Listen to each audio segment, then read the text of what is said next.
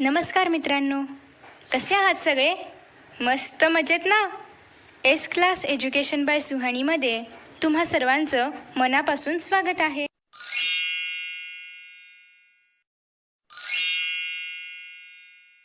मित्रांनो, आज आपण पाहतोय इयत्ता 10वी राज्यशास्त्र पाठ 4 सामाजिक व राजकीय चळवळी. या आधीच्या काही पाठांमध्ये आपण संविधानाबद्दल ओळख करून घेतली होती. त्याच्यानंतर आपण निवडणूक प्रक्रिया पाहिलं आणि त्याच्यानंतर राजकीय पक्ष हा पाठ देखील पाहिला होता आणि त्या पाठामध्ये आपण विविध राजकीय पक्षांची माहिती देखील जाणून घेतली होती.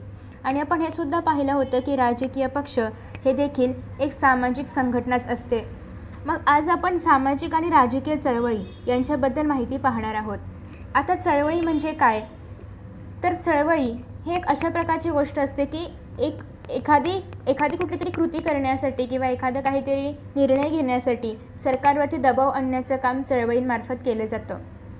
मग हा दबाव एकटी व्यक्ती आणत नाही, तर हा सरकारवरती दबाव पडावा यासाठी खूप व्यक्ती एकत्र येतात. त्यांचा एक समूह असतो आणि हा समूह त्या एका पर्टिक्युलर मुद्द्यावरती चळवळ करतो. मग आता ही चळवळ करत असताना चळवळीमध्ये सातत्य असायला पाहिजे. आता सातत्य का? तर एखादी चळवळ जर आपण सुरू केली तर लगेचच शासन त्याच्याकडे लक्ष देईल किंवा लगेचच शासन त्याची दखल घेईल असं काही नसतं.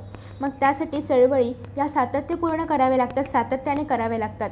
त्याचबरोबर चळवळी कृतीशील असतात आणि त्याला एक खंबीर असं नेतृत्व चळवळीला असायला पाहिजे. कारण आपण पाहतो की अनेक चळवळी असतात, पण काही ठिकाणी चळवळीला खंबीर असं नेतृत्व मिळत नाही आणि मग पुढे त्या चळवळीमध्ये फूट पडते, चळवळी विखुरल्या जातात, हो की नाही? सो मग त्यासाठी चळवळीमध्ये ज्या कुठल्या पर्टिक्युलर विषयावरती ती चळवळ आहे तर त्या विषयाची जाण असणारा एक खंबीर नेतृत्व त्या चळवळीला असायला पाहिजे. जसे की आपण पाहतो मराठा आरक्षण आंदोलन हे पण एक प्रकारची चळवळच आहे. मग ती चळवळ काय एकटी व्यक्ती करते का? तर नाही. त्या विचाराशी सहमत असणारे अनेक व्यक्ती त्या चळवळीमध्ये आहेत. म्हणजे एक समूह आहे, बरोबर? एक सामूहिक कृती आहे. तर मग ती झाली चळवळ. तर अशा प्रकारेच अनेक चळवळी असतात. शेतकरी चळवळ असते, कामगार चळवळ असते. त्याचबरोबर अजून एक चळवळ झाली होती नमामि गंगे. तर ते कशाबद्दल होतं? तर गंगेचं पाणी शुद्ध करण्यासाठी, म्हणजे स्वच्छ करण्यासाठी. कारण आपण पाहतो की गंगा नदीमध्ये किती घाण वगैरे टाकली जाते किंवा सांडपाणी वगैरे पण काही प्रमाणामध्ये सोडलं जातं, निर्माल्य वगैरे टाकलं जातं. मग त्यामुळे ते पाणी अशुद्ध होतं आणि हेच अशुद्ध पाणी परत आजूबाजूच्या भागांमध्ये गेल्यामुळे तिथली जी काही चांगली सजीवसृष्टी आहे तर त्याच्यावरती त्याचा इफेक्ट पडतो, बॅड इफेक्ट पडतो. परत जे जलचर आहेत त्यांच्यावरती त्याचा परिणाम होतो. मग यासाठी या सगळ्या प्रश्नाची दखल घेऊन नमामि गंगे चळवळ सुरू करण्यात आलेली होती. मग त्या विचाराशी, नमामि गंगे म्हणजे गंगा शुद्ध व्हायला पाहिजे, गंगा स्वच्छ व्हायला पाहिजे, या विषयाशी विचाराशी किंवा या विषयाशी जे लोक सहमत आहेत ते सगळे त्या चळवळीमध्ये येतात आणि मग एक सामूहिक कृतीतून ही चळवळ तयार होते. ओके, तर अशा पद्धतीने चळवळ म्हणजे काय तुम्हाला समजलं असेलच. तर आता आपण सुरुवात करूया आपल्या पाठाला. आता या ठिकाणी वर्तमानपत्रामध्ये तुम्ही अनेक बातम्या वाचतात, तर त्याचप्रमाणे इथेही आपण एक बातमी सुरुवातीलाच पाहणार आहोत. तर बातमी कशाशी निगडीत आहे ते आपण आधी पाहूया. बातमी आहे बालविवाह विरोधी या चळवळीशी. बालविवाह विरोधीच्या चळवळीला बरेच यश आले असून बालविवाहाच्या प्रमाणात सुमारे 50% घट झालेली आहे. आता बालविवाह म्हणजे काय हे तुम्हा सर्वांना माहिती आहेच. म्हणजे जसं की पूर्वीच्या काळी खूप लहान लहान मुलांची लग्न लावून दिली जायची. 9-10 वर्षाची मुलगी आणि मोस्टली 10 ते 14 वर्षामधला असणारा मुलगा यांची लग्न लावून दिली जायची. मग त्या काळामध्ये त्यांचं शिकण्याचं वय असायचं, खेळण्याचं वय असायचं, बागडण्याचं वय असायचं आणि त्या काळातच त्यांच्या अंगावरती संसाराच्या जबाबदाऱ्या सोपवल्या जायच्या. मग हे सगळं चुकीचं होतं. म्हणून आता आपल्या शासनाने, स्वतंत्र भारताने काय सांगितलेलं आहे की एक पर्टिक्युलर एज ठरवलेला आहे, मॅरेज एज ठरवलेला आहे की त्याच्यानंतरच त्या मुलीचं किंवा मुलाचं लग्न व्हायला पाहिजे. जसे की मुलांसाठी अबोव 21 इयर्स साधारणतः आहे आणि मुलींसाठी अबोव 18 इयर्स आहे. ओके, मग हे वर्ष का निश्चित केलं असेल? तर त्या काळामध्ये मुली किंवा मुलं हे एका फिजिकली किंवा मेंटली स्ट्रॉंग होतात आणि मग त्याच्यानंतर त्यांच्यावरती आलेल्या जबाबदारी ते पेलू शकतात. म्हणून एक पर्टिक्युलर एज ठरवलेलं आहे. पण त्याच्या आधी जर कुणाचं लग्न लावून दिलं जात असेल तर ते येतं बालविवाहामध्ये. मग हे बालविवाह व्हायला नाही पाहिजेत, तर यासाठी चळवळ सुरू करण्यात आलेली होती आणि मुख्य म्हणजे त्या चळवळीला मोठ्या प्रमाणात यश मिळालेलं आहे आणि 50% बालविवाहामध्ये घट झालेली आहे. घट म्हणजे काय, आता जितके बालविवाह व्हायचे म्हणजे जितकी संख्या होती, एक ॲव्हरेज होतं, त्याच्यामध्ये 50% कमी झालेलं आहे. तर अशा प्रकारे बालविवाह विरोधीच्या चळवळीला यश आलेलं आहे आणि या चळवळीतील कार्यकर्त्यांनी खूप सजगपणे काम केलेलं आहे. म्हणजे या चळवळीमध्ये जे काही कार्यकर्ते होते, जो काही समूह होता, तर त्यांनी खूप कृतिशील पद्धतीने ही चळवळ चालवली होती आणि त्याच्यामुळे त्या चळवळीला यश आलेलं आहे. त्यानंतर दुसरी चळवळ आहे हुंडा विरोधी चळवळ. हुंडा म्हणजे काय हे पण तुम्हा सर्वांना माहिती आहे. ओके, सो हुंडा विरोधी चळवळीच्या कार्यकर्त्यांनीही त्यांना मदत केली. मग बालविवाह विरोधी चळवळ सुरू करण्यात आली होती. मग हुंडा विरोधी चळवळीचे जे काही कार्यकर्ते होते त्यांनी पण या चळवळीला मदत केली होती. मग याच परिसरात आता कुपोषणाविरोधी मोहीम हाती घेणे आवश्यक आहे. आता कुपोषण म्हणजे काय, मालन्यूट्रिशन म्हणजे गरिबीमुळे किंवा दारिद्र्यामुळे अनेक लोकांना, अनेक लहान लहान मुलांना खायला जेवण मिळत नाही, 2 वेळेचं जेवण मिळत नाही आणि त्याच्यामुळे ते कुपोषित राहतात. आणि आपल्या भारताचं भविष्य असं जर कुपोषित राहिलं तर भारतावर येणारी संकटं कोण झेलणार. मग त्यासाठी भारताचं भविष्य सजग असायला पाहिजे, सुदृढ असायला पाहिजे, स्ट्रॉंग असायला पाहिजे आणि तरच आपल्या देशाची प्रगती होईल. मग यासाठी कुपोषण हटवलं गेलं पाहिजे. म्हणूनच कुपोषण विरोधी मोहीम हाती घेणे आवश्यक आहे. कारण गरिबी, कुपोषण या आणखी दखल घेण्यायोग्य समस्या आहेत. कारण गरिबी जर असेल तर अर्थातच त्या ठिकाणी खायला जेवण वगैरे नसणार, पोषणयुक्त आहार नसणार आणि नक्कीच तिथे कुपोषणाची समस्या निर्माण होणार आहे. म्हणून गरिबी आणि कुपोषण या दोन्ही गोष्टी दखल घेण्यायोग्य आहेत. त्याच्यानंतर खाली आपल्याला आता ही बातमी आपण वाचलेली आहे, या बातमीशी निगडीत खाली काही प्रश्न आपल्याला इथे विचारलेले आहेत. प्रश्न काय आहेत तर ते आपण पाहूया. पहिला प्रश्न आहे, वर्तमानपत्रातल्या या बातमीत चळवळींचा उल्लेख आहे, त्याचा अर्थ तुम्ही सांगू शकाल का. आता इथे आपण अनेक ठिकाणी चळवळी हा शब्द ऐकलेला आहे, पण चळवळी म्हणजे नेमकं काय ते आपण व्हिडिओच्या सुरुवातीलाच सांगितलेलं आहे. नेक्स्ट आहे, या बातमीत सुटे असे एक विषय दिसतात.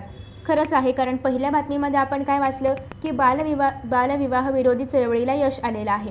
म्हणजेच काय की तो एक विषय होता, बालविवाहाला विरोध करणं हा एक विषय होता. दुसरी चळवळ कोणती होती, हुंडा विरोधी चळवळ. मग हुंड्याला विरोध करणं ही एक दुसरी चळवळ आहे. आणि तिसरी चळवळ कोणती होती, कुपोषण विरोधी चळवळ. म्हणजे या चळवळीचा विषय काय आहे, कुपोषण. म्हणजे या बातमीमध्ये सुटे असे विषय आपल्याला दिसतात. म्हणजेच चळवळी एकाच विषयाशी संबंधित असतात का, तर हो, चळवळी ह्या एका विषयाशी संबंधित असू शकतात आणि त्याचबरोबर अशा प्रकारे चळवळी जोडल्याही जाऊ शकतात संबंध लावून. जसं की आता बालविवाह विरोधी चळवळ आहे आणि हुंडा विरोधी चळवळ आहे. आता हुंडा देणं म्हणजे काय, तर नवरी मुलगी जी असते तर तिच्या घराकडून वरपक्षाला दिला जातो तो हुंडा, पैसे दिले जातात किंवा रक्कम दिली जाते किंवा जमीन वगैरे काही भागांमध्ये द्यायची अशी परंपरा असते. तर हे जे देण्यासाठी खूप मोठ्या प्रमाणामध्ये खर्च येतो. मग या खर्चामुळे असं वाटतं की मुलगी न झालेलीच बरी, कारण पुढे तिला किती शिक्षणासाठी खर्च येणार, परत हुंडा देण्यासाठी खर्च येणार.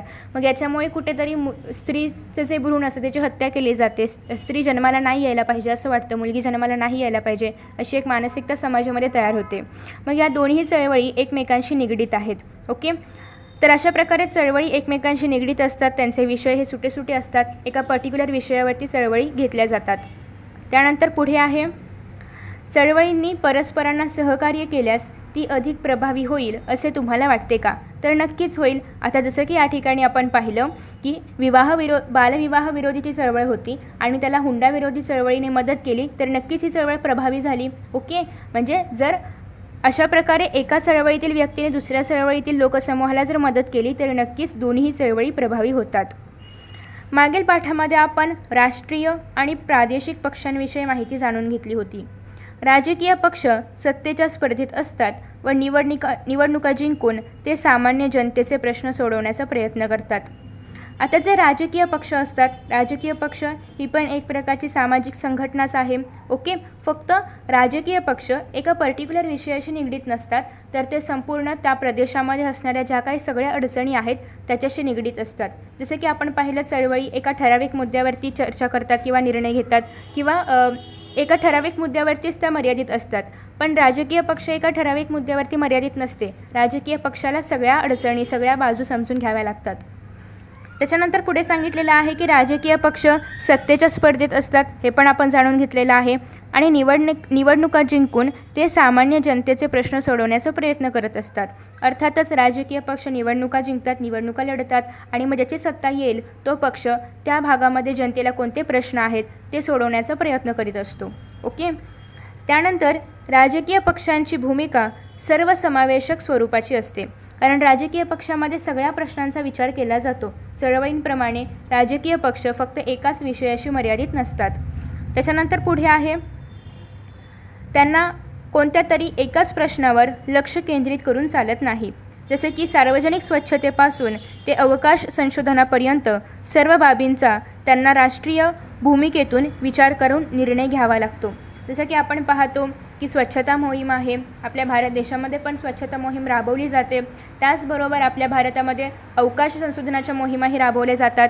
म्हणजे एक पर्टिक्युलर राजकीय पक्ष फक्त एकाच प्रश्नावरती लक्ष केंद्रित करत नाही, तर जे काही समाजासाठी आवश्यक आहे, ज्या काही समाजामध्ये अडचणी आहेत, तर त्या सगळ्यावरती लक्ष केंद्रित करण्याची जबाबदारी कोणावरती असते? राजकीय पक्षावरती असते. त्यानंतर पुढे आहे, समाजातल्या सर्व समाज घटकांच्या समस्यांसाठी राजकीय पक्षांकडे काही कार्यक्रम असावा लागतो. शेतकरी, कामगार, उद्योजक, महिला, युवा वर्ग, ज्येष्ठ व्यक्ती अशा सर्वांचा विचार करून राजकीय पक्ष धोरणे ठरवतात. आता राजकीय पक्षाला एखाद्या गोष्टीबाबत निर्णय घ्यायचा आहे, तर लगेच निर्णय घेतला जातो का? तर नाही. तो निर्णय कोणत्या बाजूने चांगला आहे, त्याच्या वाईट बाजू कोणत्या आहेत, याच्यामुळे कामगार वर्गाचं, शेतकरी वर्गाचं, महिला वर्गाचं काही नुकसान होतं आहे का, याचा पण विचार राजकीय पक्षांना करावा लागतो. आणि या सगळ्यांचा विचार करूनच मग एखादा निर्णय घेतला जातो किंवा एखादा कायदा वगैरे करण्याचं काम संसदेकडे किंवा एखादा कायदा वगैरे करण्याचा ठराव मांडला जातो. ओके, तर अशा प्रकारे सगळ्यांचा विचार करून राजकीय पक्षाला निर्णय घ्यावे लागतात. त्यानंतर आता आपण बघणार आहोत चळवळी का, म्हणजे चळवळींची आवश्यकता काय आहे, कशासाठी चळवळी राबवल्या जातात. तर आता आपण पाहतोय चळवळी का. समाजातल्या सर्वच व्यक्तींना राजकीय पक्षात सहभागी होऊन सार्वजनिक हितासाठी काही करणे शक्य असतेच असं नाही. आता आपल्याला समाजासाठी काहीतरी करायचं आहे. बघ, आपल्याला जर समाजासाठी काहीतरी करायचं आहे, तर प्रत्येक जणांना जर राजकीय पक्षामध्ये जायचं म्हटलं तर ते शक्य आहे का? तर नाही, कारण राजकीय पक्ष जनतेच्या हितासाठी कामं करतात. मग प्रत्येकाला जर समाजाच्या हितासाठी काहीतरी करायचं असेल तर प्रत्येकजण राजकीय पक्षामध्ये जाऊ शकतो का? तर नाही. मग काही लोक एखाद्याच प्रश्नावर लक्ष केंद्रित करून त्या प्रश्नाचा पाठपुरावा करतात. मग असे जे काही लोक आहेत की ज्यांना समाजासाठी काहीतरी करायचं आहे, आणि मग ते लोक काय करतात, तर आपल्यासारख्या समविचाराच्या असणाऱ्या लोकांना गोळा करतात, त्यांचा एक समूह तयार करतात आणि मग एका पर्टिक्युलर विषयावर लक्ष केंद्रित करून त्याच प्रश्नाचा ते पाठपुरावा करतात. त्याच्या निराकरणासाठी लोकांना संघटित करून शासनावर एखादी कृती करण्यासाठी दबाव आणण्याचा प्रयत्न करतात. मग आता त्या प्रश्नाचं निराकरण करण्यासाठी, म्हणजे तो प्रश्न सोडवण्यासाठी, सोल्युशन फाइंड आउट करण्यासाठी काय करतात, ते लोक इतर अनेक लोकांना एकत्रित करतात, त्यांचे एक संघ तयार करतात आणि मग एखादी कृती करण्यासाठी दबाव टाकतात कोणावरती? शासनावरती. ओके, म्हणजे एखाद्या समाजामध्ये काहीतरी सुधारणा घडवून आणायची असेल तर मग ती सुधारणा घडवून आणण्यासाठी ते काय करतात? शासनावरती दबाव टाकतात की तुम्ही हे समाजासाठी जे चांगलं आहे ते करण्यासाठी, की समाजासाठी या गोष्टी करायला पाहिजेत, यासाठी ते शासनावरती दबाव आणतात. मग सातत्याने कृतीशील राहून त्या समस्येबाबत जनमत तयार करून राजकीय पक्ष व सरकारवर दबाव आणण्याचे काम केले जाते. आणि हे सातत्याने करावं लागतं, कारण एकदाच आपण चळवळ केली आणि परत त्या प्रश्नाकडे लक्षच नाही दिलं तर मग ती चळवळ काही सफल होत नाही. मग एखाद्या प्रश्नाबाबत जर आपण चळवळ तयार करतोय तर मग त्या प्रश्नाचा आपण सातत्याने पाठपुरावा केला पाहिजे आणि त्याचबरोबर चळवळ ही कृतीशील असायला पाहिजे. मग सातत्याने कृतीशील राहून त्या समस्येबाबत जनमत तयार करणं. आता जनमत तयार करणं म्हणजे काय, की त्या समस्येबाबत इतर लोकांना काय वाटते, मग अनेक लोकांचे जर विचार जुळत असतील त्या समस्येच्या बाबत तर मग ते सगळेजण एकत्र येतात आणि मग एक चळवळ तयार करतात आणि चळवळ तयार करून ते राजकीय पक्षांवर, त्याचबरोबर ज्या कोणी पक्षाची सत्ता असेल तर त्या सरकारवर देखील दबाव आणण्याचा प्रयत्न करतात. आणि ही जी सामूहिक कृती असते त्याला आपण चळवळ असे म्हणतो. ओके, आता हे सगळेजण एकत्र येतात, एक संघटना तयार करतात आणि मग चळवळ करतात. मग एवढे सगळेजण का एकत्र येतात? 4-5 जण येऊन चळवळी का करत नाहीत? तर सगळेजण एकत्र येण्याचं कारण हेच आहे की सरकारवरती जास्त दबाव पडावा. आता सरकारवरती दबाव टाकला तरच सरकार त्याच्यावरती लक्ष देईल, कारण सपोज की खूप मोठ्या, आता मराठा आंदोलन किती मोठं आहे, मग इतक्या मोठ्या संख्येने जर लोक चळवळ करत असतील तर शासनाला त्या चळवळीकडे लक्ष देणं, त्या चळवळीचे प्रश्न समजून घेणं हे गरजेचं आहे. कारण आत्ता जर सपोज की शासनाने त्या चळवळीकडे दुर्लक्ष केलं तर पुन्हा लोकांना काय वाटेल की हे जे सरकार आहे किंवा ही जी सत्ता आहे किंवा हा जो पक्ष आहे तर तो जनतेच्या प्रश्नांकडे लक्ष देत नाही, म्हणजे पुढच्या वेळी ते जे लोक आहेत, जी संघटना आहे तर ती त्या राजकीय पक्षाला मतं देणार नाही, म्हणजे नक्कीच पुढच्या वेळेस तो पक्ष पडणार, त्या पक्षाला मतं मिळणार नाहीत. मग या सगळ्या गोष्टी होऊ नयेत यासाठी शासनाला त्या चळवळींचा विषय समजून घ्यावा लागतो, त्या चळवळींकडे लक्ष द्यावं लागतं. ओके, मग जेवढे जास्त लोक असतील, जेवढी जास्त मोठी संघटना असेल तेवढा जास्त प्रभाव शासनावर पडत असतो. त्याच्यानंतर सामूहिक कृती हा चळवळीचा गाभा असतो. आत्ता सांगितल्याप्रमाणे जेवढा जास्त समूह मोठा असेल, म्हणजे जेवढे जास्त लोक त्या चळवळीमध्ये समाविष्ट असतील तेवढा जास्त चळवळीवरती प्रभाव पडतो, चळवळीचा प्रभाव त्या शासनावर पडत असतो आणि त्याच्यामुळे सामूहिक कृती हा चळवळीचा गाभा आहे. ओके, त्यानंतर पुढे आहे लोकशाहीमध्ये चळवळींना फार महत्त्व असते. तुम्हाला सर्वांना माहिती आहे आपल्या देशामध्ये लोकशाही आहे आणि लोकशाही शासन पद्धतीमध्ये चळवळींना फार महत्त्व असते. चळवळींतून अनेक सार्वजनिक प्रश्न चर्चेत येतात. मग जसे की शेतकरी चळवळ आहे, मग शेतकऱ्यांचे काय प्रश्न आहेत ते शेतकरी त्या चळवळीमधून मांडणार, मग त्या चळवळीमधून शेतकऱ्यांसंबंधीचे सगळे सार्वजनिक प्रश्न त्याच्यावरती चर्चा केली जाते, त्याच्यावरती निर्णय घेतले जातात. शासनाला त्या प्रश्नांची दखल घ्यावी लागते, कारण इतक्या मोठ्या संख्येने जर चळवळ चालवली जात असेल तर नक्कीच शासनाला त्याच्यावरती लक्ष देणं गरजेचं आहे. त्याच्यानंतर चळवळींतील नेते व कार्यकर्ते शासनाला त्या प्रश्नाच्या संदर्भात आवश्यक ती सर्व माहिती पुरवतात. मग चळवळीतले जे नेते आहेत, आता चळवळ ज्यांनी सुरू केलेली आहे किंवा चळवळीचा विचार ज्यांनी मांडला असेल ते चळवळीचे नेते, चळवळीचे कार्यकर्ते शासनाला त्या चळवळीबद्दल किंवा का चळवळ काढलेली आहे, यामागचा उद्देश काय आहे, हेतू काय आहे, हे सगळं काही याची माहिती कोणाला पुरवतात, शासनाला पुरवतात. कारण शासनाला कळायला पाहिजे की नेमकं या लोकांचं मागणं काय आहे किंवा या लोकांना काय हवं आहे नेमकं चळवळीतून, हे सगळं शासनाला माहिती पुरवण्याचं काम कोण करतं, त्या चळवळीचे जे नेते आहेत आणि जे कार्यकर्ते आहेत तर ते. पुढे आहे धोरण आखताना अशा माहितीचा शासनाला उपयोग होतो. मग चळवळीतल्या नेत्यांनी, कार्यकर्त्यांनी जी माहिती शासनाला दिलेली आहे तर त्या माहितीचा उपयोग मग शासन त्याच्यानुसार धोरण आखत असते. जसं की एखादी शेतकरी चळवळ आहे तर मग शेतकऱ्यांच्या काय मागण्या असतील की आमच्या शेतमालाला योग्य भाव मिळाला पाहिजे, मग त्यानुसार सरकारला धोरण आखावे लागतात. मग त्या धोरणासाठी अजून शेतकऱ्यांच्या काय मागण्या आहेत किंवा शेतकऱ्यांना कशाप्रकारे, म्हणजे काहीतरी एक त्यांची धोरणं असतील ना, तर ती पण त्या चळवळीतल्या लोकांना शासनाला कळवावी लागतात. मग त्या सर्वांचा विचार करून शासन निर्णय घेत असतं. ओके, सो आय होप तुम्हाला इथपर्यंत समजलेलं आहे. नेक्स्ट आहे शासनाच्या काही निर्णयांना अथवा धोरणांना विरोध करण्यासाठीही चळवळी उभ्या केल्या जातात. निषेध अथवा प्रतिकार करण्याचा हक्क, ज्याला की राईट टू प्रोटेस्ट असं म्हटलं जातं, हा लोकशाहीतील एक महत्त्वाचा घटक आहे, परंतु तो अत्यंत संयमाने व जबाबदारीने वापरला पाहिजे. आता शासनाने एखादा निर्णय घेतलेला आहे, एखादं धोरण शासनाने राबवायला सुरुवात केलेली आहे, पण हे धोरण समाजाला मान्य नाही आहे किंवा समाजामध्ये काही असे लोकसमूह आहेत की ज्यांना तो निर्णय किंवा ते धोरण मान्य नाही आहे. मग त्या धोरणाचा विरोध पण चळवळी करून करता येतो. जसं की खूप सगळ्या लोकांना जर ते धोरण किंवा तो निर्णय मान्य नसेल तर समविचाराचे लोक एकत्र येणार, संघटित होणार आणि ते चळवळी उभ्या करणार. ओके, पण हे सगळं करत असताना जरी संविधानाने त्या लोकांना निषेध किंवा प्रतिकार करण्याचा हक्क दिलेला आहे, राईट टू प्रोटेस्ट दिलेला आहे, तरीही विरोध मात्र संयमाने आणि जबाबदारीने करायला हवा. म्हणजे कुठेही तोडफोड, मोडतोड असं काही करायचं नाही. जे काही करायचं ते सगळं संयमाने, विरोध करायचं असेल किंवा सहमती दर्शवायची असेल ते सगळं संयमाने केलं पाहिजे. कुठेही हिंसेचा वापर करायचा नाही. ओके, तर अशा काही गोष्टी राईट टू प्रोटेस्टमध्ये येतात. आणि आपल्या देशामध्ये लोकशाही असल्यामुळे एखादा निर्णय जर शासनाने घेतला आणि तो जर लोकांना मान्य नसेल तर लोक त्याच्या विरोधात चळवळी उभ्या करू शकतात, त्या निर्णयाचा विरोध करण्यासाठी अथवा निषेध दर्शवण्यासाठी. ओके, पण त्या ठिकाणी पण नागरिकांना पण काही सांगितलेलं आहे की ते संयमाने करायचं, जबाबदारीने करायला पाहिजे, म्हणजे कुठेही समाजामध्ये हिंसा आढळून यायला नाही पाहिजे. ओके, नेक्स्ट आहे सांगा पाहू म्हणून प्रश्न आहे. विस्थापितांचे पुनर्वसन योग्य प्रकारे व्हावे, त्यांचे उपजीविकेचे साधन सुरक्षित राहावे म्हणून आपल्या देशातील सक्रिय चळवळी कोणत्या? विस्थापित लोक म्हणजे काय, तर काही ठिकाणी नैसर्गिक आपत्ती येतात, जसे की पूर असेल किंवा भूकंप असेल किंवा दरड कोसळणे असेल तर तिथल्या लोकांचं स्थलांतर करावं लागतं, कारण त्या ठिकाणी लोक राहू शकत नाहीत जर नैसर्गिक आपदा येत असेल तर. मग त्या लोकांचं स्थलांतर केलं जातं, त्यांना दुसऱ्या ठिकाणी राहायला पाठवलं जातं. तर हे सगळे कोण झाले? मग विस्थापित झाले. त्याचबरोबर इतर देशातले लोक पण काही देशांमध्ये विस्थापित म्हणून राहावयास येतात. तर मग हे सगळे जे विस्थापित लोक आहेत तर यांचं पुनर्वसन केलं पाहिजे. मग त्यासाठी त्यांचं पुनर्वसन योग्य प्रकारे व्हावं आणि त्यांचं जे उपजीविकेचे साधन आहे, कारण प्रत्येक व्यक्तीला उपजीविकेचं साधन असणं आवश्यक आहे, मग त्यांचं उपजीविकेचं साधन सुरक्षित राहावं यासाठी आपल्या देशामध्ये काय चळवळी आहेत, कुठल्या चळवळी आता सक्रिय आहेत, कुठल्या चळवळी आता सध्याच्या परिस्थितीमध्ये चालू आहेत.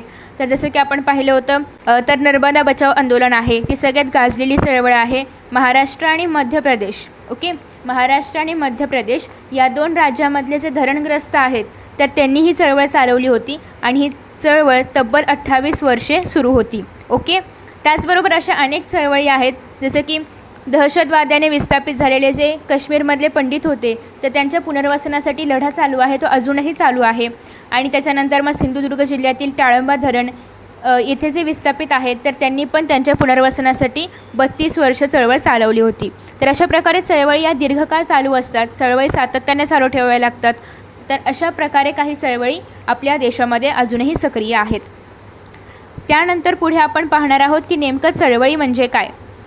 तर आत्तापर्यंत आपण इतक्या सगळ्या गोष्टी पाहिल्यानंतर चळवळींबद्दल थोडक्यात माहिती आपल्याला कळलेली आहेच. आता आपण अजून एकदा नेमकं राज्यशास्त्राच्या भाषेमध्ये चळवळ म्हणजे काय हे शिकून घेणार आहोत.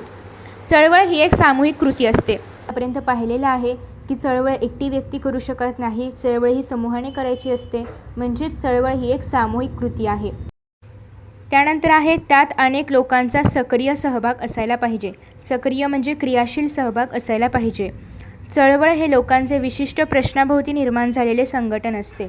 आता आपण पाहतो की पहिल्यांदाच आपण पाठाच्या सुरुवातीला पाहिलेलं होतं की हुंडा विरोधी चळवळ आहे. ओके, म्हणजे ती एका विशिष्ट प्रश्नाभोवती निर्माण झालेली आहे. असे लोक की ज्यांना वाटते की हुंडा नाही घ्यायला पाहिजे, मग असे सगळे लोक एकत्र आले, त्यांची एक संघटना झाली आणि त्या एका ठराविक प्रश्नाभोवतीच त्यांची चळवळ निर्माण झाली.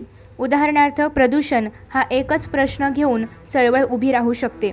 मग काही लोकांना त्या जर परिसरामध्ये खूप प्रदूषण होत असेल तर मग प्रदूषण नाही व्हायला पाहिजे अशा विचाराचे सगळे लोक एकत्रित येतात, त्यांची एक संघटना तयार होते आणि मग त्या चळवळ निर्माण करतात आणि त्यांचा विषय जो काही असेल तो या ठिकाणी उदाहरण म्हणून दिलेला आहे प्रदूषण. मग प्रदूषण हा विषय घेऊन जर चळवळ सुरू झाली तर मग ते जे लोक आहेत त्या चळवळीमध्ये सांगणार की प्रदूषणामुळे आम्हाला काय त्रास होतो आहे, मग याच्यावरती सरकारने काय करायला पाहिजे जनतेच्या हितासाठी वगैरे वगैरे. नेक्स्ट आहे चळवळीसमोर एखादा निश्चित सार्वजनिक हेतू अथवा प्रश्न असतो. उदाहरणार्थ भ्रष्टाचार विरोधी चळवळीचा हेतू भ्रष्टाचार नष्ट करण्याचा असतो. आता एखादी चळवळ आहे, एखाद्या ठराविक प्रश्नाभोवती ती आहे. आता भ्रष्टाचार विरोधी चळवळ याचा मुख्य प्रश्न काय असणार की आपल्या समाजातून, आपल्या परिसरातून भ्रष्टाचार पूर्णतः हटवणं. ओके, भ्रष्टाचार म्हणजे तुम्हा सर्वांना माहिती आहेच. तर मग जर भ्रष्टाचार विरोधी चळवळ ह्या एकाच प्रश्नाभोवती जर ती चळवळ फिरते, याचा अर्थ त्या चळवळीचा काहीतरी उद्देश असणार, काहीतरी हेतू असणार. मग हेतू काय आहे की भ्रष्टाचार नष्ट करणे. मग भ्रष्टाचार नष्ट करणे हा हेतू घेऊन हा हेतू ते संपूर्ण जनतेसमोर मांडतात आणि मग एक संघटना तयार होते आणि मग ती चळवळ निर्माण होते. नेक्स्ट आहे चळवळीला नेतृत्व असते. ओके, जसं की आपण पाहिलं अण्णा हजारे चळवळीचे अनेक चळवळींचं त्यांनी नेतृत्व केलेलं आहे. मग चळवळीचं जे नेतृत्व असतं तर ते खंबीर असायला पाहिजे, क्रियाशील असायला पाहिजे. नेतृत्वामुळे चळवळ क्रियाशील राहते. चळवळीचा नेतृत्व जेवढं प्रखर असेल, कणखर असेल, प्रबळ असेल तेवढी चळवळ ही जास्त सफल होण्याचे चान्सेस असतात. चळवळीचा हेतू, कार्यक्रम, आंदोलनात्मक पवित्रा यांविषयी निर्णय घेता येतात. मग चळवळीचा जो कोण मुख्य असेल, जो कोण म्होरक्या असेल, जो कोण नेतृत्व करणारा असेल तर त्याच्या आधारावर मग तो चळवळीचा हेतू निश्चित करू शकतो, चळवळीचा कार्यक्रम निश्चित करू शकतो. मग सगळे काही निर्णय फटाफट घेतले जातात जर एखादा कोणतरी खंबीर नेतृत्व त्या चळवळीला असेल तर. मग खंबीर नेतृत्व असेल तर चळवळ परिणामकारक होते. म्हणून एखादी चळवळ जर असेल तर त्याला गाईड करणारा एखादा लीडर असणं आवश्यक असतं. ओके, नेक्स्ट आहे चळवळींच्या संघटना असतात. आतापर्यंत आपण हेच शिकतोय की चळवळींच्या संघटना असतात आणि संघटनांशिवाय चळवळींना सातत्याने प्रश्नांचा पाठपुरावा करता येत नाही. ओके, का करता येत नाही तर जर जास्त लोक एकत्र असतील, जर जास्त लोक जनमत जर जास्त असेल तरच त्याचा प्रभाव शासनावर पडणार आहे आणि ती चळवळ अतिशय परिणामकारक ठरणार आहे. उदाहरणार्थ शेतकऱ्यांच्या ज्या चळवळी असतात तर शेतकऱ्यांच्या चळवळीसाठी शेतकरी संघटना काम करते. आता शेतकरी संघटना आहे ज्यामध्ये शेतकऱ्यांची एक संघटना असेल की ज्यामध्ये शेतकऱ्यांचे प्रश्न वगैरे सोडवले जातात. मग शेतकऱ्यांच्या चळवळीसाठी कुठली संघटना काम करणार? शेतकरी संघटना. जर कामगारांची चळवळ असेल तर कामगार संघटना काम करणार. ओके. कोणत्याही चळवळीला जनतेचा पाठिंबा आवश्यक असतो. आता कुठलीही जर चळवळ असेल तर चळवळ कशासाठी असते? समाजाच्या हितासाठी असते. मग जर चळवळ समाजाच्या हितासाठी निर्माण करण्यात आलेली आहे तर अर्थातच त्याला जनतेचा पाठिंबा असणं आवश्यकच आहे. चळवळ ज्या प्रश्नाभोवती निर्माण झाली आहे तो प्रश्न जनतेला आपला वाटला पाहिजे. मग त्यासाठी निश्चित कार्यक्रम ठरवून त्या आधारे चळवळी जनमताला आकार देण्याचा प्रयत्न करतात.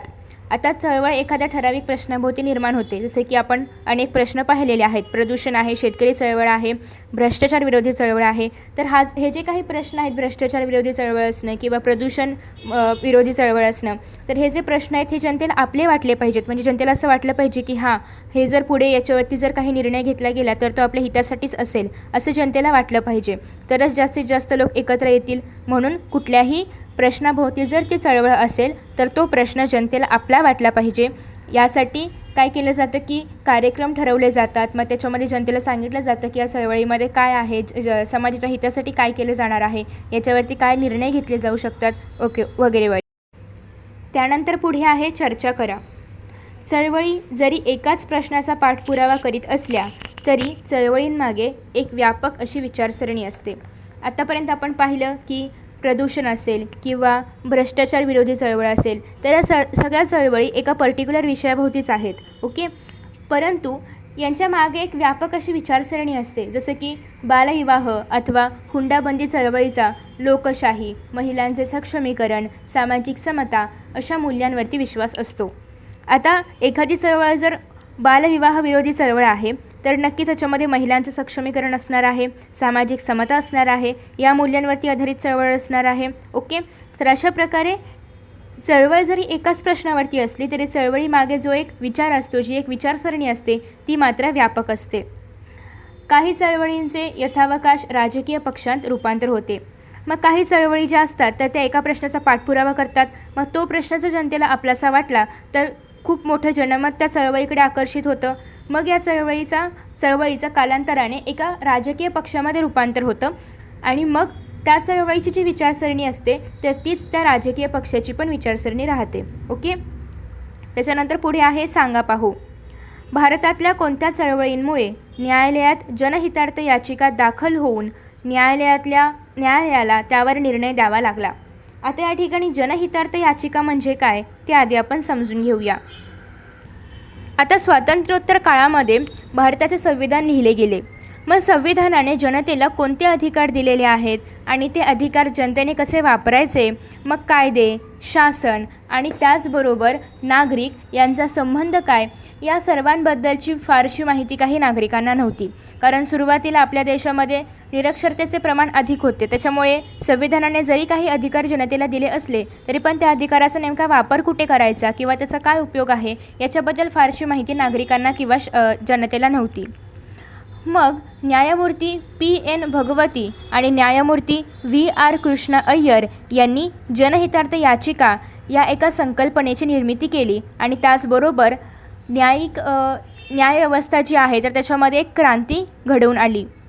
संविधानातील मूलभूत हक्कांच्या संरक्षणासाठी व्यापक जनहित लक्षात घेऊन कोणीही नागरिक उच्च किंवा सर्वोच्च न्यायालयात याचिका दाखल करू शकते.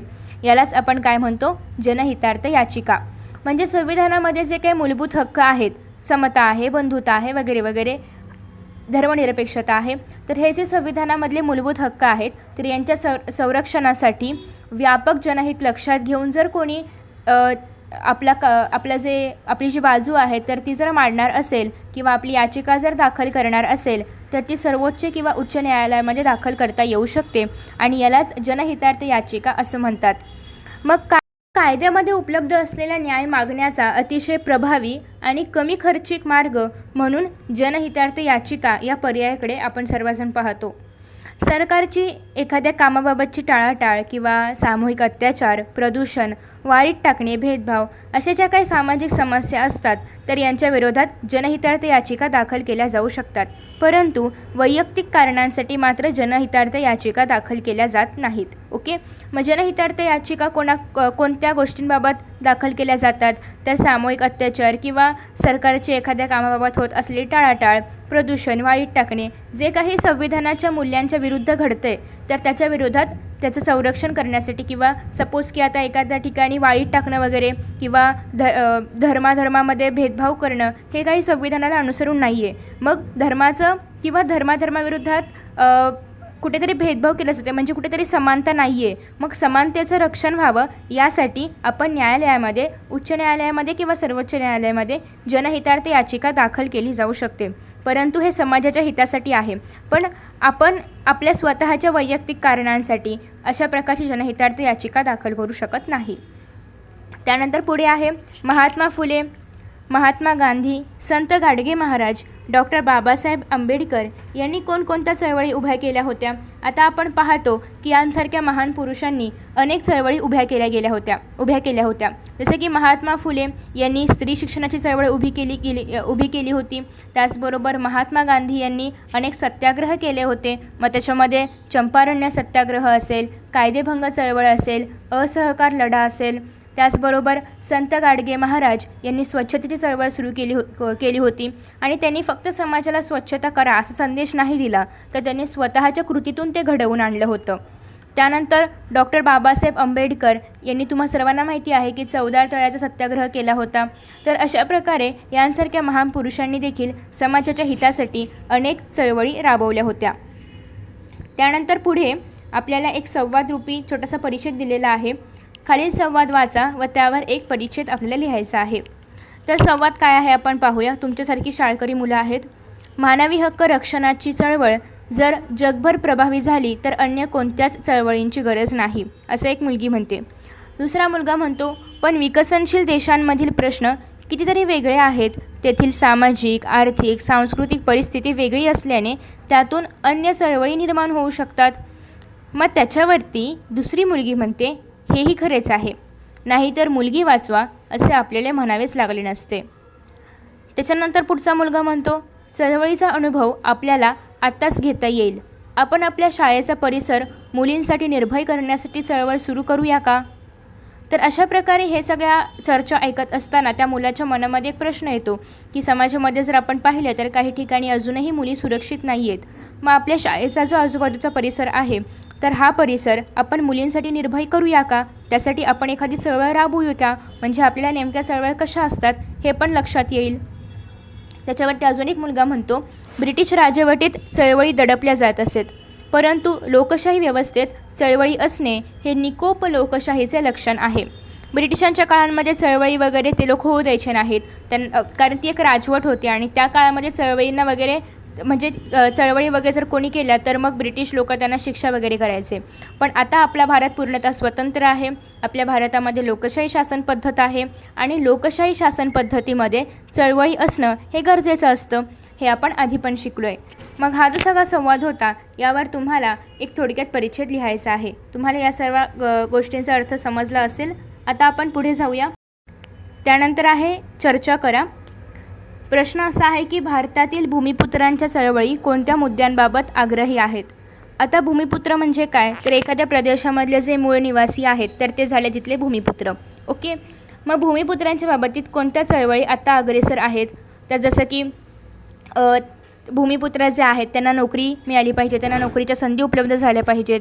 त्याचबरोबर त्यांचे व्यवसाय कोणी हिरावून घेतले नाही पाहिजेत आणि जागांच्या किमतीमध्ये वाढ होतात त्याच्यामुळे भूमिपुत्रांना त्या ठिकाणी आपली जागा म्हणजे आपलं एक निवासस्थान पक्क करता येत नाही. मग ह्या ज्या सगळ्या गोष्टी आहेत तर याच्यावरती आधारित चळवळी आता सध्या अग्रेसर होऊ शकतात. नेक्स्ट आहे अंधश्रद्धा निर्मूलन चळवळ, नद्यांचे प्रदूषण रोखण्यासंबंधी चळवळ, स्त्री भ्रूण हत्येविरोधी चळवळ, नॉट इन माय नेम अशा चळवळींविषयी वर्तमानपत्रांमध्ये येणाऱ्या बातम्यांचे संकलन करा. आता हे तुम्हाला संकलन करायचं आहे. वर्तमानपत्रामध्ये अशा प्रकारच्या अनेक बातम्या येत असतात की या ठिकाणी अंधश्रद्धा निर्मूलन चळवळ घेण्यात आली होती. मग त्याच्यामध्ये काय काय सांगितलं गेलं किंवा त्यांच्या काय मागण्या होत्या. त्याचबरोबर नद्यांचे प्रदूषण रोखण्यासंबंधी चळवळ, मग कुठली नदी होती आणि तिथे कशा प्रकारचं प्रदूषण होतं, हे सगळं तुम्हाला शोधायचं आहे. नेक्स्ट आहे, माहीत आहे का तुम्हाला, सार्वजनिक प्रश्न केवळ सामाजिक क्षेत्रातले असतात असे नव्हे, तर ते समाजाच्या कोणत्याही क्षेत्रातून निर्माण होऊ शकतात. आता सार्वजनिक प्रश्न हे काय फक्त सामाजिक क्षेत्रातले म्हणजे समाजामधलेच असतात असं काही नाही, तर समाजामधल्या कुठल्याही क्षेत्रातून सामाजिक प्रश्न निर्माण होऊ शकतात. मग समाज सुधारण्यासाठी आपल्या देशात आणि विशेषतः महाराष्ट्रात अनेक चळवळी उभ्या राहिल्या व त्यातून समाज आधुनिक होण्यास सुरुवात झाली. त्यानंतर आहे आपला स्वातंत्र्यासाठीचा लढा, ही सुद्धा एक प्रकारची सामाजिक चळवळच होती. जसं की आधी सगळ्यात सुरुवातीला स्वातंत्र्य मिळालं पाहिजे यासाठी एक चळवळ सुरू केली गेली होती आणि या चळवळीचे रूपांतर पुन्हा लढ्यामध्ये झालं आणि मग आपल्याला स्वातंत्र्य मिळालं. म्हणजे सांगण्याचा हेतू काय की स्वातंत्र्यासाठी आपण आपल्या देशामध्ये पूर्वी लढा दिला गेला होता. मग ती आधी एक चळवळच होती. मग चळवळ काय होती तर अनेक लोकांना असं वाटत होतं की आपल्या देशाला स्वातंत्र्य मिळावं. मग ते सगळे लोक एकत्रित आले आणि एकत्रित येऊन त्यांची संघटना तयार झाली आणि मग त्या संघटनेने आपल्या देशामध्ये स्वातंत्र्यासाठी लढा दिला. नेक्स्ट आहे, राजकीय व आर्थिक चळवळींतून नागरिकांच्या हक्कांचे जतन, मताधिकार, किमान वेतन, त्याचबरोबर आर्थिक सुरक्षितता असे प्रश्न हाताळले जातात. आता ज्या राजकीय व आर्थिक चळवळी असतात तर त्याच्यामध्ये कुठले कुठले प्रश्न असतात तर नागरिकांच्या हक्कांचे जतन. मग नागरिकांचे हक्क काय आहेत, त्या हक्कांचे जतन आपण केलं पाहिजे. त्याच्यानंतर मताधिकार, मताधिकार म्हणजे काय तो आपण सेकंड लेसनमध्ये पाहिलेला आहे की मताधिकार म्हणजे काय की अशी व्यक्ती किंवा अशी स्त्री पुरुष कोणीही, स्त्री असो पुरुष असो किंवा कुठल्याही जाती धर्मातला असो, त्याला काहीच त्याच्यामध्ये भेदभाव केला जात नाही. तर असा भारतीय नागरिक जो की भारतीय नागरिक असायला पाहिजे आणि त्याचबरोबर 18 वयोवर्ष पूर्ण असायला पाहिजे, तर त्यांना मतदानाचा अधिकार मिळतो. मग त्याच्यामध्ये जर कुठे भेदभाव वगैरे केला जात असेल तर ते पण नागरिकांच्या हक्कांचे उल्लंघन होतं, मताधिकाराचं उल्लंघन होतं. त्याच्यानंतर किमान वेतन, स्त्री पुरुषांना समान किमान वेतन मिळालं पाहिजे, आर्थिक सुरक्षितता, त्याचबरोबर असे काही प्रश्न हाताळले जातात. स्वदेशी ही एक महत्त्वाची आर्थिक चळवळ आहे. स्वदेशी म्हणजे काय, आपल्या देशामध्ये जे काही निर्माण होतं तर ते आपण वापरलं पाहिजे. जसं की मेड इन इंडिया आता आपण पाहतो, ती पण एक प्रकारची तसं म्हणायला गेलं चळवळच झाली. जसं की जर आपण भारतामध्ये तयार होणाऱ्या गोष्टी जर आपण वापरल्या तर त्याचा पैसा हा भारताला मिळणार आहे, म्हणजे भारतातला पैसा हा भारतातच राहील, बाहेर कुठे जाणार नाही. पण जर आपण मेड इन इतर देशांमधल्या जर वस्तू वापरल्या तर तो पैसा त्या देशांना जातो. म्हणजे जर आपण भारतीय आहोत तर आपण मेड इन इंडिया वापरायला पाहिजे, आपण स्वदेशी वस्तू वापरायला पाहिजे. आता आपण पाहतोय भारतातील प्रमुख चळवळी. आता भारतामध्ये कोणत्या कोणत्या चळवळी केल्या गेल्या होत्या तर त्या आपण पाहणार आहोत. पहिला आहे आदिवासी चळवळ. आता आदिवासी चळवळीचा नेमका हेतू काय होता, कोणत्या विचारातून आदिवासी चळवळ सुरू झाली होती, कुठे सुरू झाली होती, हे सगळं काही आपण पाहणार आहोत. स्वातंत्र्यपूर्व काळात ब्रिटिशांनी आदिवासींच्या जंगल संपत्तीवर उदरनिर्वाह करण्याच्या हक्कावर गदा आणली. आता तुम्हाला आदिवासी लोक माहिती आहेतच. मग आदिवासींचं मूळ काय असतं तर वनामध्ये जी संसाधने आहेत, वनामधून जे काही मिळतं त्यावर ते आपला उदरनिर्वाह करत असतात. मग जंगल संपत्तीवर त्यांचा अधिकार असतो आणि जर ब्रिटिश सरकारने काय केलं स्वातंत्र्यपूर्व काळामध्ये की त्यांचा हा अधिकार नाकारला, म्हणजे ते म्हणाले की आदिवासी लोकांनी जंगल संपत्तीवर आपला उदरनिर्वाह नाही करायचा किंवा जंगलामधल्या ज्या काही गोष्टी आहेत त्या त्यांच्यावरती असणारा आदिवासींचा अधिकार त्यांनी नाकारला, कोणी ब्रिटिशांनी. मग छोटा नागपूर परिसरामधले कोलम, आता या सगळ्या काय आहेत आदिवासी जमाती आहेत. ओडिशातील गोंड, महाराष्ट्रातील कोळी, भिल्ल, रामोशी, बिहारमधील संथाळ, मुंडा आदिवासींनी मोठ्या प्रमाणात उठाव केला. मग आदिवासींचं जे मूळ उदरनिर्वाहाचं साधन आहे जंगल संपत्ती, याच्यावरचा जर ब्रिटिशांनी अधिकार नाकारला तर मग आदिवासी अर्थातच त्यांनी उठाव केला त्याच्या विरोधात आणि मग तेव्हापासून आदिवासींचा संघर्ष सुरू झाला.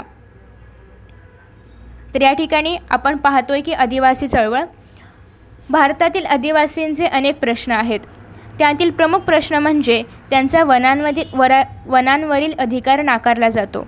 आता आपण पाहिलं की आदिवासींचं मूळ काय आहे, उदरनिर्वाहाचं साधन जंगल संपत्ती, मग त्याच्यावरचा त्यांचा अधिकार नाकारला जातो. हा काय आहे सगळ्यात मोठा प्रश्न आहे आदिवासींसाठी. आणि मग पुढे काय होतं की आदिवासी चळवळीची जी मुख्य मागणी आहे तर ती म्हणजे आदिवासींचे वनांवरील अधिकार मान्य करावेत, वनातील उत्पादने गोळा करण्याचा आणि वनजमिनीवर लागवड करण्याचा अधिकार त्यांना मिळावा. तर अशा प्रकारे हे सगळे अधिकार मान्य व्हावेत, सरकारने आपल्याला हे अधिकार द्यावेत, हे अधिकार नाकारू नयेत, यासाठी आदिवासींनी चळवळ उभारली होती. त्यानंतर आहे भारतातील शेतकरी चळवळ. भारतातील शेतकरी चळवळ ही एक अत्यंत महत्त्वाची चळवळ आहे. महत्त्वाची का आहे तर आपला पूर्ण भारत देश हा कृषीप्रधान देश आहे. ब्रिटिशांच्या राजवटीत वासाहती काळातील सरकारच्या शेतीविरोधी धोरणांमुळे शेतकरी संघटित होऊ लागले. बारडोली, चंपारण्य, खोतीचा प्रश्न या शेतकऱ्यांच्या चळवळीविषयी तुम्हाला माहिती असेलच. शेतकरी चळवळींच्या प्रेरणा महात्मा फुले, न्यायमूर्ती रानडे आणि महात्मा गांधी यांच्या विचारांमधून घेतल्या जातात.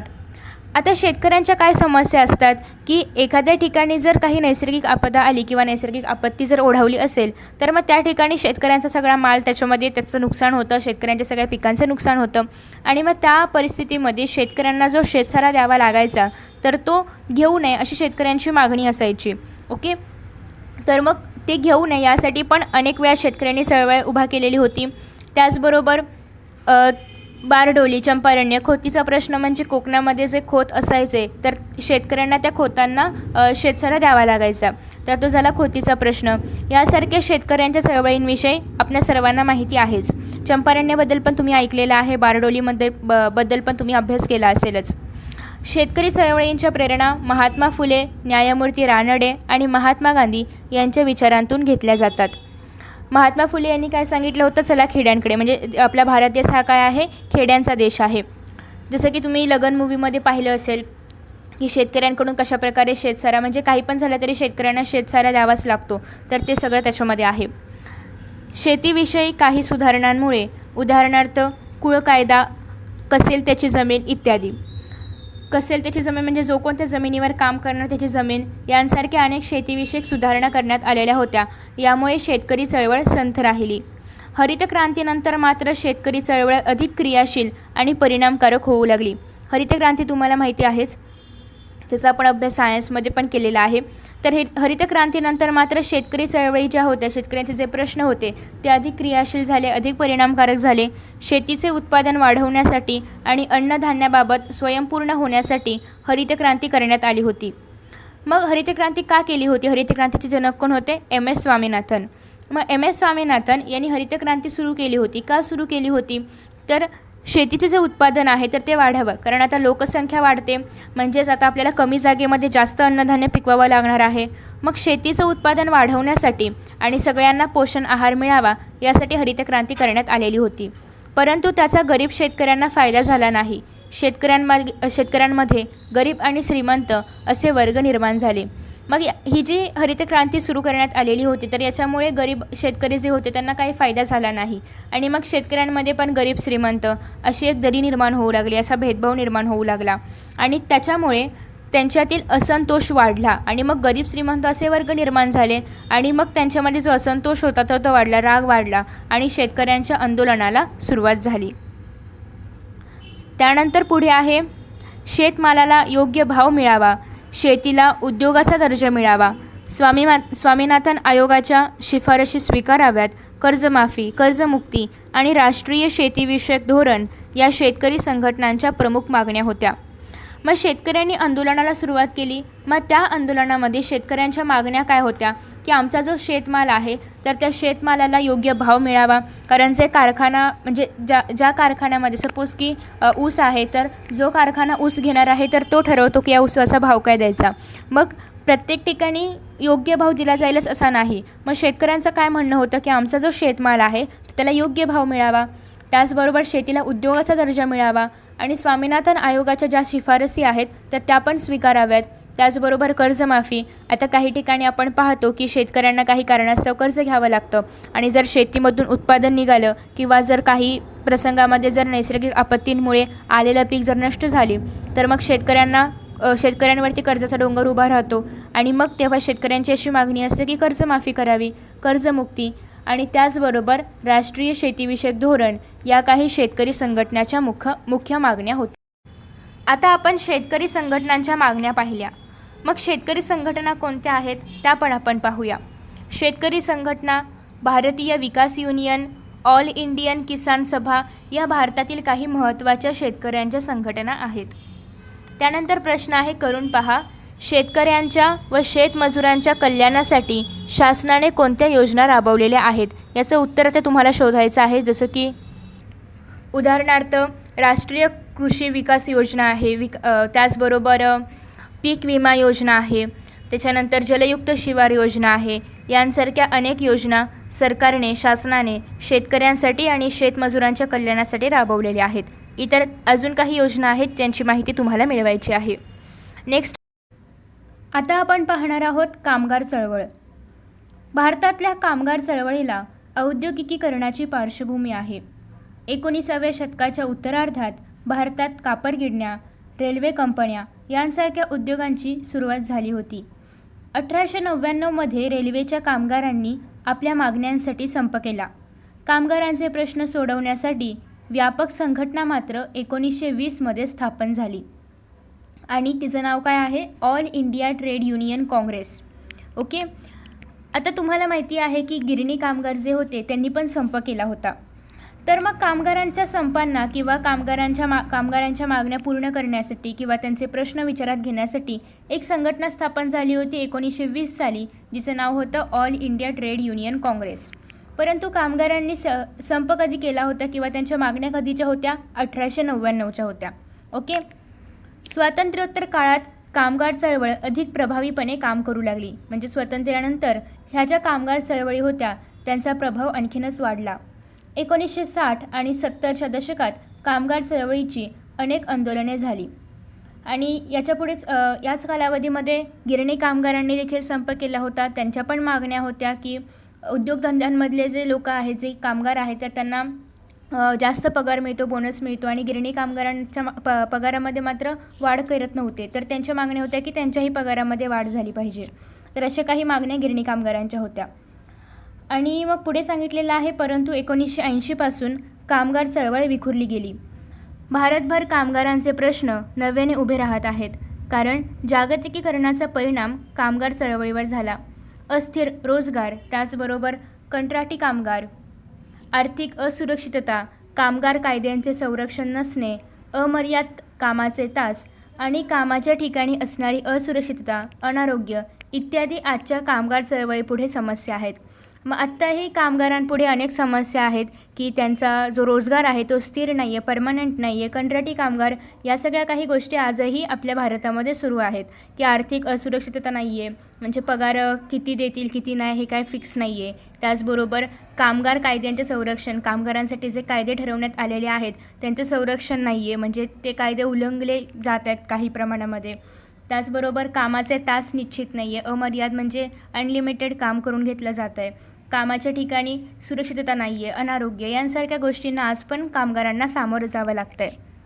त्याच्यानंतर या ठिकाणी एक बॉक्स आहे की भारतातल्या कामगार चळवळीला औद्योगिकीकरणाची पार्श्वभूमी आहे. 19व्या शतकाच्या उत्तरार्धात भारतात कापड गिरण्या, रेल्वे कंपन्या यांसारख्या उद्योगांची सुरुवात झाली होती.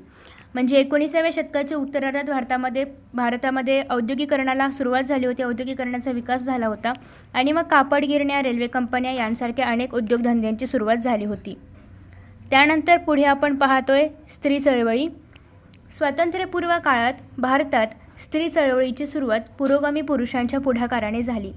स्त्रियांवर होणारा अन्याय, त्यांचे शोषण थांबवून त्यांना सन्मानाने जगता यावे व सार्वजनिक जीवनात सहभाग घेता यावा यासाठी अनेक सुधारणा चळवळी सुरू झाल्या. मग स्वातंत्र्यपूर्व काळामध्ये तुम्हाला तर माहिती आहे की स्त्रियांचं जगणे किती हलाखीचं होतं. तिला फक्त चूल आणि मूल एवढ्यावरच एवढंच तिचं काम आहे असं मानलं जायचं. स्त्रियांना शिक्षणाचा अधिकार नव्हता, स्त्रियांना पुरुषांसमान अधिकार नव्हता, यासारख्या अनेक गोष्टी.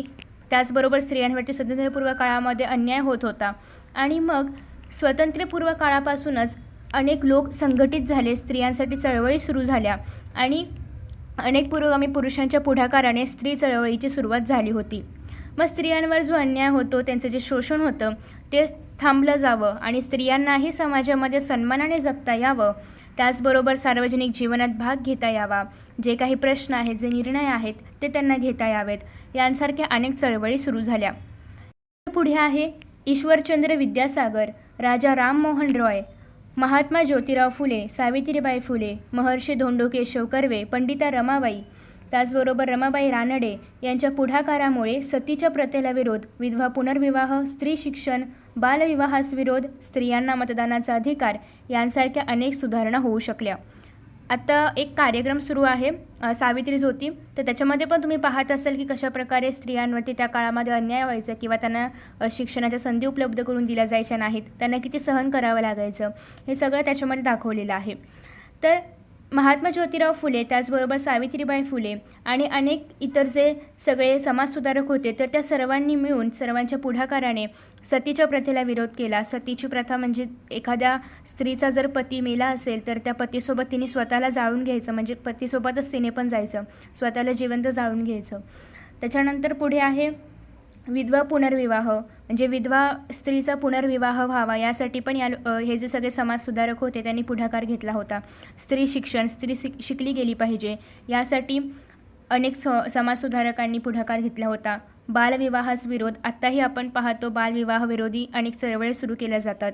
त्याचबरोबर स्त्रियांना मतदानाचा अधिकार, आधी पूर्वी म्हणजे जेव्हा स्त्रियांना मतदानाचा अधिकार नव्हता तर स्त्रियांना पण पुरुषांसमान मतदानाचा अधिकार मिळावा यासाठी पण अनेक प्रयत्न केले गेले होते.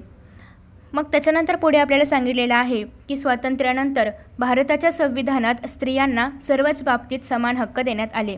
आणि मग आपला भारत देश स्वतंत्र झाला, भारताचे संविधान लिहिलं गेलं आणि भारताच्या संविधानामध्ये आपण पाहतो की स्त्री पुरुष असा भेदभाव करायचा नाही, सर्व समान आहेत, सर्व धर्म समान आहेत, सर्व लिंग समान आहेत. आणि मग त्यानुसार स्त्रीला पुरुषांच्या बरोबरीने सगळे काही अधिकार देण्यात आले, सगळे हक्क देण्यात आले.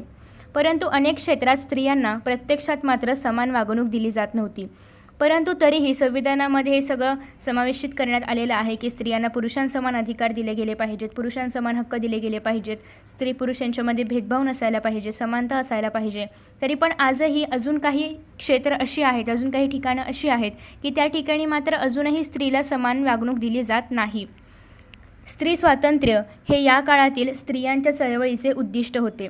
कारण जरी भारत स्वतंत्र झाला तरी पण काही काळ म्हणजे सुरुवातीच्या काळामध्ये किंवा स्वतंत्रपूर्व काळातही स्त्री स्वतंत्र नव्हतीच, कारण स्त्रियांवरती अनेक बंधनं लादली जायची आणि त्याच्यामुळे स्त्रियांना स्वातंत्र्य मिळालं पाहिजे हे स्त्रियांच्या चळवळीचं एक महत्त्वाचं उद्दिष्ट होतं. या काळातील स्त्रियांची चळवळ प्रामुख्याने माणूस म्हणून दर्जा मिळावा यासाठी होती. म्हणजे पूर्वी स्त्रीला माणूस असं मानलं जायचंच नाही, पूर्वी स्त्रीला एक वस्तू मानलं जायचं, पूर्वी स्त्रीला एक फक्त काम करणारं मशीन मानलं जायचं, तिला सगळी कामं दिली जायची आणि तिला कुठेही समाजामध्ये बाहेर फिरण्याचं, चार चौकात जाण्याचं स्वातंत्र्य नव्हतं, काही बोलण्याचं स्वातंत्र्य नव्हतं. फक्त तुझी मुलं, तू आणि स्वयंपाक एवढंच तिला सांभाळायला दिलं जायचं. आणि मग स्त्रीला माणूस म्हणून दर्जा मिळाला पाहिजे, तिला स्वातंत्र्य मिळालं पाहिजे आणि स्त्रियांचे स्वातंत्र्य हाही त्यामागील एक उद्देश होता. मग स्त्रीला स्वातंत्र्य मिळालं पाहिजे हा एक महत्त्वाचा उद्देश त्या काळामध्ये स्त्रियांच्या चळवळीचा होता. भारतामध्ये भ्रष्टाचार, जातीव्यवस्थेला विरोध, कट्टर धार्मिकतेला विरोध या समस्यांविरोधात आंदोलने सुरू झाली.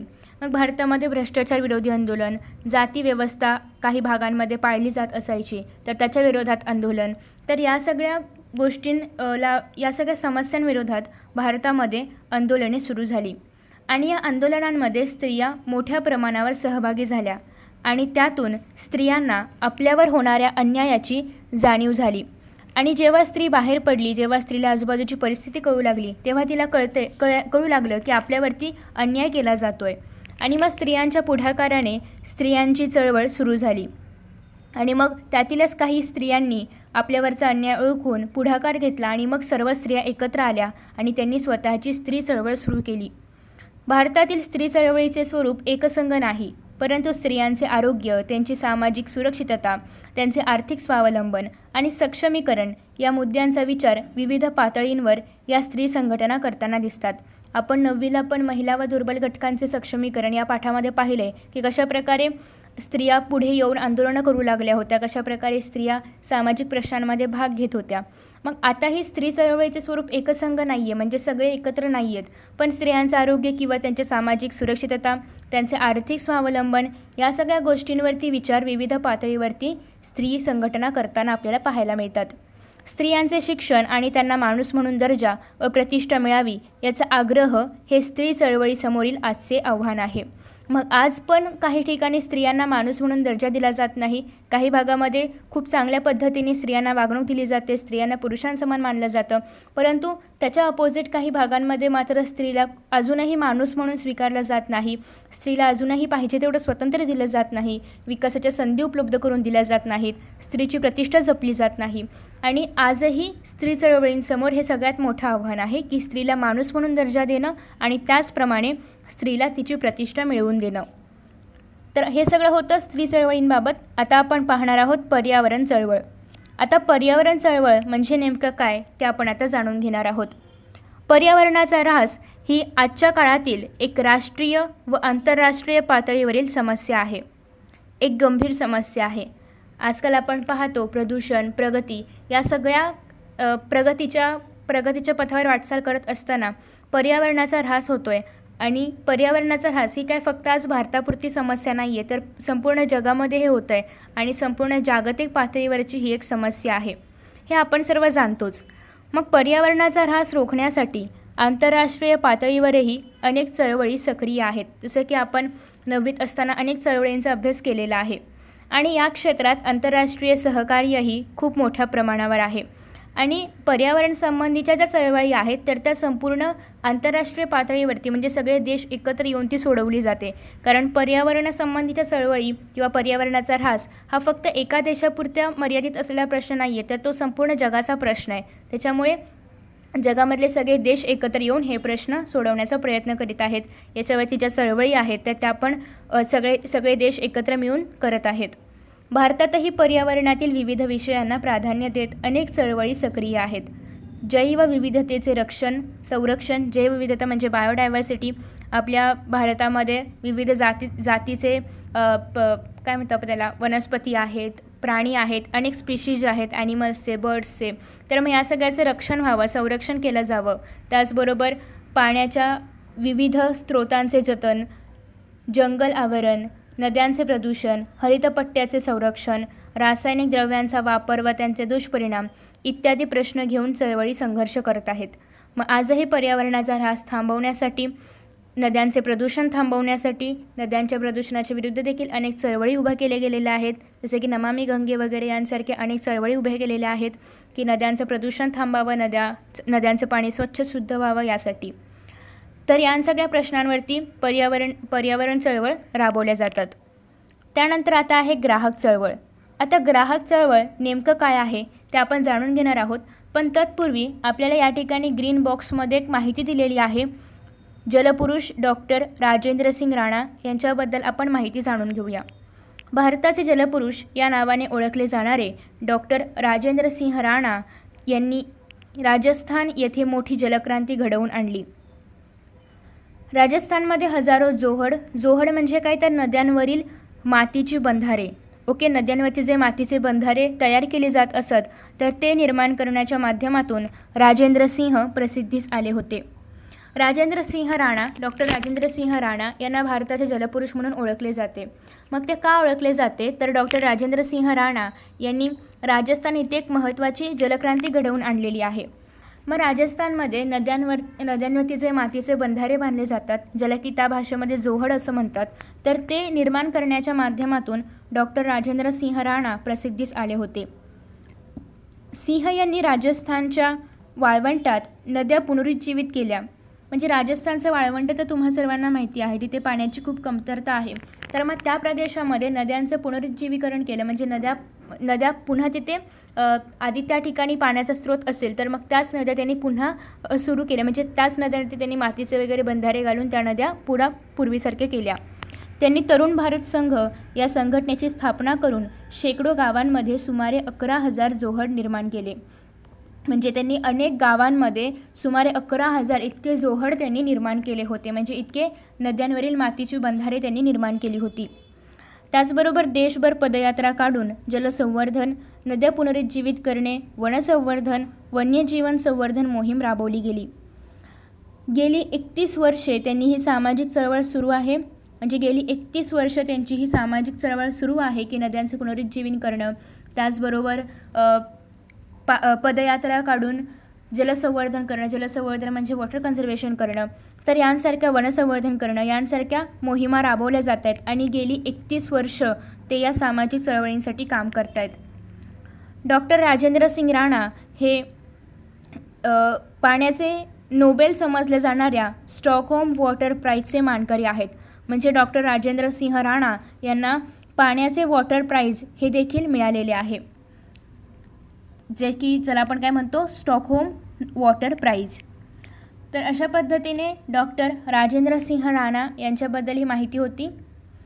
आता आपण पाहणार आहोत ग्राहक चळवळ. ग्राहक चळवळ हा आपल्या या पाठाचा सगळ्यात शेवटचा मुद्दा आहे. 1986 साली ग्राहक संरक्षण कायदा अस्तित्वात आला. मग ग्राहक संरक्षण कायदा का अस्तित्वात आणण्यात आला त्याची पण माहिती आपण घेणार आहोत. त्यानंतर ग्राहक चळवळीचा उदय झाला. या चळवळीचे उद्दिष्ट व्यापक आहे. समाजातील प्रत्येक घटक हा ग्राहक असतो. अर्थव्यवस्थेतील बदलांमुळे तसेच समाजव्यवस्था बदलल्यामुळे ग्राहकांवर परिणाम होतो आणि त्याला अनेक समस्यांना तोंड द्यावे लागते. जसं की आजकाल आपण पाहतो की अनेक गोष्टींमध्ये भेसळ असते. जसे की दुधामध्ये जर आपण म्हटलं तर दुधामध्ये पाणी टाकून वगैरे भेसळ केली जाते. त्याचबरोबर जी चटणी असते, चटणी मिरचीची पूड ज्याला आपण म्हणतो, त्या चटणीमध्ये पण वीट वगैरे असते तर विटाची पावडर टाकली जाते आणि कलर वगैरे दिला जातो. तर यांसारख्या अनेक गोष्टीमध्ये भेसळ केली जाते. त्याचबरोबर मिरी तुम्हाला माहिती असेल तर मिरीच्या ऐवजी पपयाच्या बियाच वापरल्या जातात. त्याचबरोबर रव्यामध्ये तर आयर्न पार्टिकल्स असतात. मग त्याच्यावरून जर आपण मॅग्नेट फिरवलं तर ते सगळे आयर्न पार्टिकल्स त्या मॅग्नेटला चिटकतात. म्हणजे रव्यामध्ये पण आयर्न पार्टिकल्सची भेसळ असते. त्याचबरोबर दुधामध्ये पाण्याची भेसळ असते. तर यासारख्या भेसळयुक्त भपदार्थांची आज संख्या वाढलेली आहे. वस्तूंची वाढवलेली किंमत, वजनमापातील फसवणूक इत्यादी. म्हणजे वस्तूंची किंमत वाढवली जाते. काही ठिकाणी भ्रष्टाचार वगैरे केला जातो. वस्तूंची वगैरे किमती वाढवल्या जातात. म्हणजे ऑलरेडी जी MRP असते, जी मॅक्झिमम रिटेल प्राईस असते, त्यापेक्षा पण काही ठिकाणी जास्त पैसे वगैरे आकारले जातात. त्याचबरोबर वजनमापातील फसवणूक. म्हणजे काही ठिकाणी आपण बघतो की अनेक व्हिडिओज पण व्हायरल होतात की कशाप्रकारे वजनमापामध्ये फसवणूक केली जाते. आधी आपल्यासमोर वजन बरोबर केलं जातं त्या वस्तूचं, पण नंतर आपल्या लक्ष जरा इकडे तिकडे झाले की ते लगेच त्यातलं काही काढून घेतात किंवा काय करतात. तर अशा प्रकारे अनेक पद्धतीने ग्राहकांच्याच फसवणूक होत आहे. मग अशा प्रकारच्या फसवणुकीपासून ग्राहकांचे संरक्षण करण्यात यावे यासाठी ग्राहक चळवळ अस्तित्वात आली. मग आता ही सगळी ग्राहकांची फसवणूक आहे. ग्राहकांना योग्य त्या पद्धतीने माल पुरवला गेला पाहिजे. मग त्यांना जर भेसळयुक्त माल दिला तर नक्कीच हे ग्राहकांच्या जीवावरती बेतू शकतं. मग म्हणून या सगळ्या फसवणुकीपासून ग्राहकांना संरक्षण मिळावं यासाठी ग्राहक चळवळ सुरू करण्यात आली होती. मग चळवळी नागरिकांचा सार्वजनिक जीवनातील सहभाग वाढवतात. 1980 नंतरच्या चळवळींना नवसामाजिक चळवळी असं म्हटलं जातं, कारण त्यांचे स्वरूप आधीच्या चळवळींपेक्षा जरा वेगळे होते. मग त्या अधिक विषयनिष्ठ होऊ लागल्या. म्हणजेच एकेका विषयाभोवती जनआंदोलन करण्याचा प्रयत्न होऊ लागला. आता सपोज की ग्राहक चळवळी आहेत, तर जागो ग्राहक जागो म्हणजे काय, फक्त ग्राहकांविषयीच ती जी चळवळ आहे ती फक्त ग्राहकांच्या प्रश्नाविषयीच फिरणार. ओके. मग पुढील पाठामध्ये आपण लोकशाही समोरील आव्हानांचा विचार करणार आहोत. आता आपण पाहतो की आपल्या देशामध्ये काय आहे, लोकशाही आहे. मग लोकशाही समोर देखील अनेक आव्हाने आहेत. मग ती कोणती आहेत, जसं की दहशतवाद वगैरे आहे. मग या सगळ्या आव्हानांचा अभ्यास आपण पुढील 5व्या पाठामध्ये करणार आहोत. तर या 4थ्या पाठामध्ये आपण काय पाहिले की कोणत्या कोणत्या चळवळी आहेत, त्या चळवळींची काय उद्दिष्ट होती. सगळी स्त्री चळवळी असते, त्या स्त्री चळवळींमध्ये पुढाकार कोणी घेतला. मग पर्यावरण चळवळी ही काही फक्त एका देशाची नाही आहे, संपूर्ण जगासाठी आहे. मग या सगळ्या गोष्टींचा अभ्यास आपण या पाठामध्ये केलेला आहे. आय होप की तुम्हाला हा लेसन समजला असेल. मित्रांनो, तुम्हाला जर हा व्हिडिओ आवडला असेल ना, तर नक्कीच व्हिडिओला लाईक करा, शेअर करा. त्याचबरोबर यांसारखे नवनवीन व्हिडिओज पाहण्यासाठी चॅनलला सबस्क्राईब करा आणि नोटिफिकेशन बेल आयकॉनवर क्लिक करा. म्हणजेच मी जेव्हा यांसारखे नवनवीन व्हिडिओज अपलोड करेन तेव्हा तुम्हाला त्याचं नोटिफिकेशन मिळत राहील. मित्रांनो, असेच छान आणि मस्त व्हिडिओ या चॅनलवरती अवेलेबल आहेत. चला तर मित्रांनो, आता या ठिकाणी आपण इथेच विश्रांती घेऊया. पुन्हा भेटूया नवीन पाठासोबत, नवीन व्हिडिओसोबत, नवीन टॉपिकसोबत. तोपर्यंत पाहत रहा S class education by Suhani, तेही सुहानी सूर्यवंशी या चॅनलवरती. So friends, thank you so much for watching this video. See you in next video.